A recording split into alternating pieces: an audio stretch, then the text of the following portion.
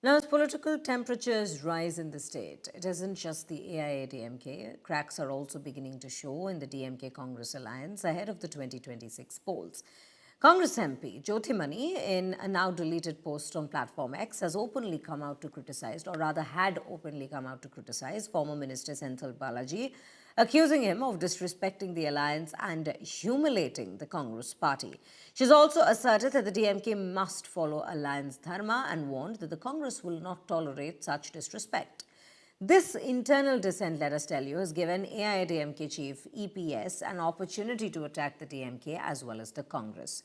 He has mocked their alliance, claiming that the Congress is demanding more seats and even pushing for a coalition government if the bloc wins in the upcoming polls. Now, he has also described the current alliance as unstable and opportunistic. In response, Congress leaders have hit back at EPS, telling him to focus on his own party and not interfere in what they called internal matters of the DMK and the Congress alliance.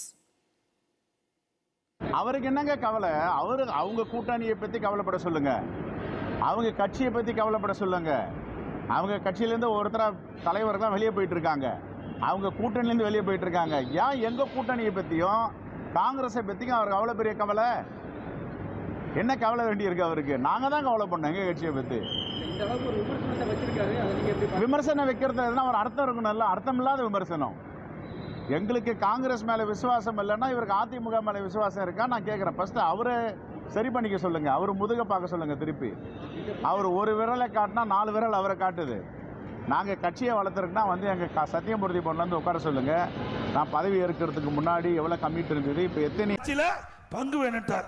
இன்றைய தினம் காங்கிரஸ் கட்சியினுடைய சட்டமன்ற தலைவர் Rajeshkumar MLA அவர் பேசினார். தவறு இல்ல, அடுத்த ஆண்டு நடைபெறும் சட்டமன்ற பொது தேர்தலில் திமுக வெற்றி பெறாது. அப்படி வெற்றி பெற்றா எங்கள் எல்லாம் ஆட்சியில் பங்கு வேணும்னு காங்கிரஸ் கட்சியினுடைய சட்டமன்ற தலைவர் எம்எல்ஏ பேசியிருக்கார்.